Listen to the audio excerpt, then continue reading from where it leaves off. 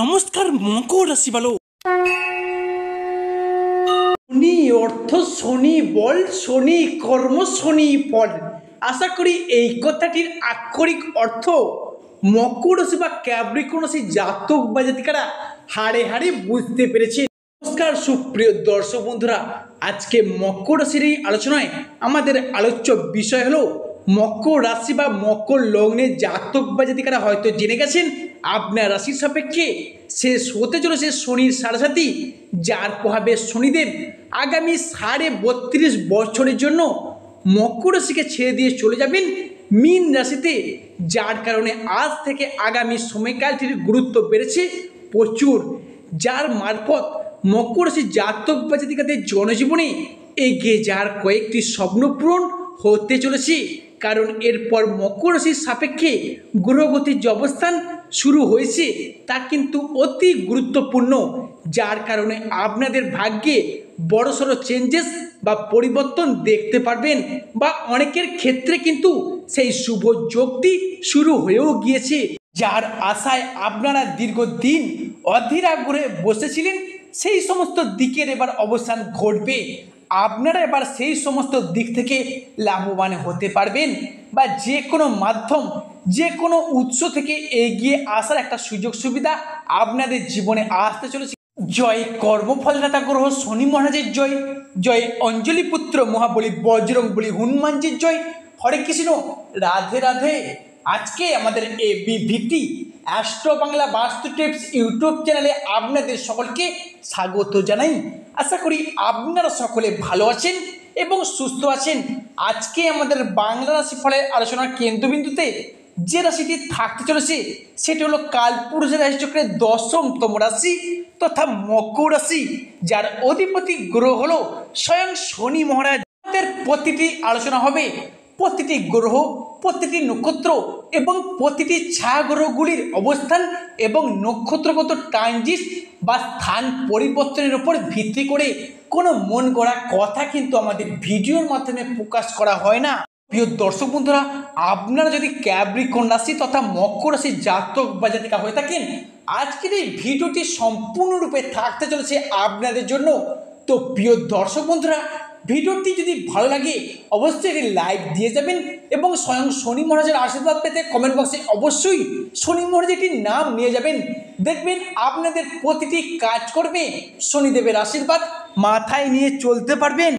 বিশেষ করে আগামী 19 সেপ্টেম্বর থেকে সমগ্র অক্টোবর সময়কালটির মধ্যে বুধের বক্রির প্রভাব এবং শুক্রের রাশিগত পরিবর্তন কিংবা প্রেম, বিবাহিত বা দাম্পত্যের গ্রহ মঙ্গলের পরিবর্তনশীল প্রভাব, যেটা কিন্তু মকর রাশির গুরুত্বপূর্ণ জায়গায় প্রভাব ফেলতে চলেছে। এরই পাশাপাশি আপনার রাশির সাপেক্ষে শনিদেবের অবস্থান, যেটা কিন্তু খুবই গুরুত্বপূর্ণ। 7.5 আর কয়েকটা দিন মাত্র বাকি। এতদিন যাবৎ একটা দুঃখ, কষ্টদায়ক, বেদনাদায়ক আপনারা সময় কাটিয়ে এলেন। এখন 7.5 গুরুত্বপূর্ণ আর কয়েকটা দিন মাত্র বাকি, যার কারণে আপনারা এতদিন পিছিয়ে আছেন, এবার কিন্তু এগিয়ে আসতে পারবেন বা বড় পরিবর্তনটি ঘটতে চলেছে আপনাদের জীবনে।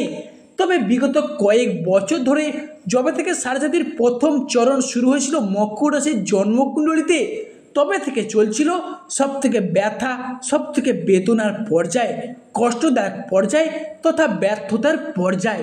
শনি, রাহু এবং দেবগুরু বৃহস্পতি মকর রাশির সাপেক্ষে বেশ কিছুটা নিচস্থভাবে অবস্থান করার ফলে মকর রাশির মানুষেরা বেশ কিছু কিছু জায়গায় মান সম্মান হারিয়ে উপহাসের পাত্র হয়ে উঠেছিল।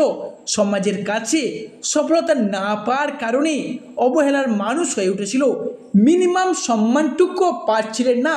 চারদিক থেকে একটা দমবন্ধকর পরিস্থিতি কিংবা মকর রাশির সাপেক্ষে সৃষ্টি হয়েছিল একটা দুর্দান্ত দুঃখজনক পরিস্থিতি। মকর রাশির সামনে আসছে বিশাল বড় একটা পরিবর্তন, তবে তার প্রস্তুতি কিন্তু আপনাদের এখন থেকে মানে আজ থেকেই নিতে হবে। বিশেষ করে মনে রাখবেন এই সপ্তাহের মধ্যে অর্থাৎ 19 সেপ্টেম্বর থেকেই আপনার রাশির সাপেক্ষে বলে ফেলা কোনো কথা কিংবা করে ফেলা কোনো কাজ মানে কিছু কিছু জায়গায় সাবধানতা অবলম্বন করে চলতে হবে। বলে ফেলা কোনো কথা কিংবা করে ফেলা কোনো কাজ যেটার জন্য আপনি কিন্তু অন্য মানুষের কাছে বিরক্তের পাত্র কিংবা পাত্রী হয়ে উঠবেন। এই সময়কালের মধ্যে রাহু আপনার রাশির সাপেক্ষে দ্বিতীয় থাকার কারণে হঠাৎ হঠাৎ অসংযতপূর্ণ কথা বলে ফেলা, বদমেজাজি ভাব, তর্কে বিতর্কে পর্যন্ত জড়িয়ে পড়া, এই বিষয়টা কিন্তু আপনাদের ক্ষেত্রে বৃদ্ধি পেতে পারে।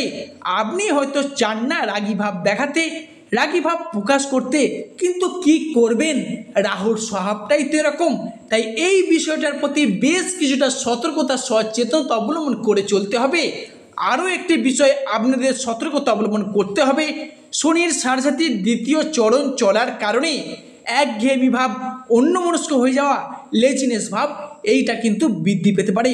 বা কোনো কাজ করব বলে করা হয়ে উঠছে না, আজ করব কাল করব এই বলে কাজ জমে যাচ্ছে, কাজ পেন্ডিং থেকে যাচ্ছে। এই বিষয়টার প্রতি আপনার সাপেক্ষে বেশ খানিকটা সতর্কতা অবলম্বন করে চলতে হবে। জ্যোতিষশাস্ত্র মতে মকর রাশির জন্মকুণ্ডলিতে আজ থেকে আগামী 30শে অক্টোবর সময়কালটির মধ্যে দশমভাবে প্রবেশ করতে চলেছে দেবগুরু বৃহস্পতি, দ্বিতীয়ভাবে ধনুরাজ কুবের এবং ষষ্ঠ ঘরে মঙ্গল এবং সূর্যের একইভাবে ট্রানজিট ঘটতে দেখা যাবে। এরই পাশাপাশি শনিদেবের সাড়েসাতি শেষ হয়ে গেলেও বৃহস্পতি নক্ষত্রে কিন্তু শনি এখনও কিছুটা কানেক্ট হয়ে আছে, যার ফলস্বরূপ মকর রাশির জনজীবনে শুরু হতে চলেছে শুভ সমন্বয় যোগ। তাই পূর্বসূরীয় অ্যাস্ট্রোলজি অনুযায়ী মনে করা হচ্ছে মঙ্গল, বৃহস্পতি, ধনুরাজ কুবের এবং সূর্যের এই ট্রানজিটের ফলে মকর রাশির সাপেক্ষে শুধু সমন্বয়ক যোগই নয়, শুরু হতে চলেছে একক সমন্বয়ক যোগ, যেটি কিন্তু এবার মকর রাশির সমস্ত অধরা অপরা স্বপ্নগুলি পূরণ করতে সক্ষম হবে। তাই আজ থেকে মকর রাশির আগামী 30 অক্টোবর পর্যন্ত কালটির মধ্যে সর্বপ্রথম যে পরিবর্তনটি ঘটবে সেটা হলো মকর রাশির সম্পর্কের জায়গায়। মকর রাশির সম্পর্কের জায়গাগুলিতে এবার থেকে ভীষণভাবে ইমপ্রুভমেন্ট কিন্তু বৃদ্ধি পেতে লক্ষ্য করা যাবে। অর্থাৎ রিলেশনশিপ, যে সকল মানুষজনদের সঙ্গে আপনাদের সম্পর্কের জায়গা যথেষ্ট পরিমাণে খারাপ হয়েছিল, কাছের মানুষ, আপনজন, ভীষণ প্রিয় বন্ধু, এমনকি আত্মীয় কুটুম্ব যাদের সঙ্গে ডিস্টেন্সের সৃষ্টি হয়েছিল, সেই সমস্ত মানুষজনদের সাথে একটা ক্লোজনেস এবং আবার একবার ঘনিষ্ঠতা লক্ষ্য করা যাবে। পরবর্তী যে পরিবর্তনটি আসছে সেটা হলো আপনার সেই দ্বিতীয় এবং তৃতীয় ঘর যোগাযোগ বৃদ্ধির ঘর, অর্থাৎ জনসংযোগ বৃদ্ধির ঘর। তাই এই মুহূর্তে দাঁড়িয়ে আপনার রাশির মানুষজনদের জনসংযোগ কিন্তু বৃদ্ধি পাবে, পাবলিক রিলেশনশিপ বৃদ্ধি পাবে। এরপর আপনি কিন্তু মুখের বাক্যের মাধ্যমে, লোককে বোঝানোর মাধ্যমে অনেক সমস্যার সমাধান একা হাতে করে নিতে পারবেন। এতদিন যাবৎ সাথে চলার কারণে আপনার কথাকে কেউ একটা বিশেষ গুরুত্ব পর্যন্ত দিত না, অপমান করত, লাঞ্ছনা, বঞ্চনা, তুচ্ছ তাচ্ছিল্য পর্যন্ত করতে দ্বিধাবোধ করেননি একবারের জন্য। এবার কিন্তু আপনি সেই জায়গা থেকে, অর্থাৎ জিরো থেকে হিরো হয়ে উঠতে চলেছেন। কি করে হিরো হবেন? নিজের কর্মের দ্বারা, নিজের পার্সোনালিটি দ্বারা, নিজের সাফল্যের দ্বারা আপনি কিন্তু সংসারে, সমাজে আবার একবার প্রশংসার পাত্র কিংবা পাত্রী হয়ে উঠতে চলেছে। পরবর্তী যে পরিবর্তনটি আসছে সেটা হলো পরিবারের সদস্য বা ফ্যামিলি মেম্বারের দিক থেকে যতটা দায়বদ্ধতা, যতটা ভালোবাসা, যতটা মর্যাদা, যতটা কিন্তু আপনি আশা রাখেন ততটাই পাচ্ছেন অবহেলা, লাঞ্ছনা, ততটাই পাচ্ছেন প্রতারণা। আপনি কিন্তু তাদের প্রয়োজনে প্রিয়জন হয়ে পাশে থেকেছেন, কিন্তু আপনার দরকারে, আপনার প্রয়োজনে তাদের পাশে পাচ্ছেন না। তারা বারংবার আপনাকে পাশ কেটে এড়িয়ে চলে যাচ্ছে।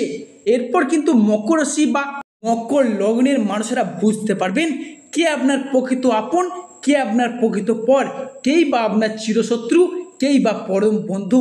এরপর কিন্তু জ্ঞানের চক্ষু দৃষ্টি ফিরে পেতে চলেছেন। এতদিন ধরে সাথে চলার কারণে যে সকল প্রবলেমগুলি ফেস করে এসেছেন, একের পর এক সমস্ত দিক থেকে শুভ ফল প্রাপ্তির শুভ সময় শুরু হবে মকর রাশির জীবনে।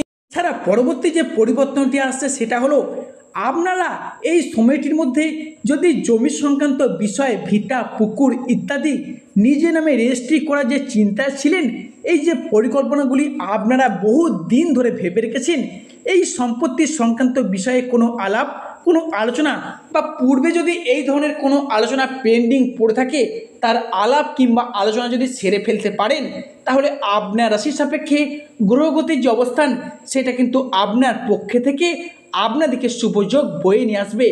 বিশেষত মঙ্গল এবং বৃহস্পতির যুগ্ম প্রভাব কিংবা সূর্য এবং শুক্রের যুগ্মভাবে দৃষ্টি, যা সম্পত্তি সংক্রান্ত বিষয়ে আপনাদেরকে শুভ ফল বয়ে নিয়ে আসবে মকর রাশি মকর লগ্নে জাতক বা জাতিকাদের ক্ষেত্রে। ছাড়াও অন্যদিকে রাহুর ট্রানজিটের ফলে যেই সমস্ত মকর রাশির বেকার বা বেরোজগার যুবক রয়েছেন, যারা লটারি কাটতে পছন্দ করেন, তাদের ক্ষেত্রে লটারি প্রাপ্তির শুভযোগ লক্ষ্য করা যাচ্ছে।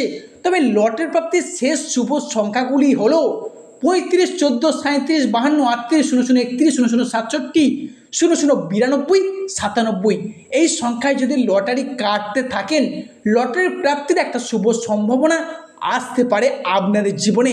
এছাড়া বিবাহের ফলে ভাগ্যে উন্নতি বা বিবাহের পরে ভাগ্যে উন্নতি, সেক্ষেত্রে দাঁড়িয়ে অবিবাহিত ব্যক্তিদের আত্মীয় স্বজন, বন্ধুবান্ধব, পাড়া প্রতিবেশী যোগাযোগে বিবাহের একটা শুভযোগ আসতে চলেছে বা বিয়ে ফাইনাল হয়ে যাওয়ার পূর্ণ সম্ভাবনা কিন্তু লক্ষ্য করা যাচ্ছে। আজকে আমাদের আলোচনাটি শেষ পর্যন্ত শোনার জন্য ধন্যবাদ, যা আশা করি আগামী দিনে আপনাদেরকে আমার ভিডিওটি পথ চলার পক্ষে সুবিধা করবে। অবশেষে শনি মহারাজের আশীর্বাদ পেতে কমেন্ট বক্সে অবশ্যই শনি মহারাজকে নাম নিয়ে যাবেন।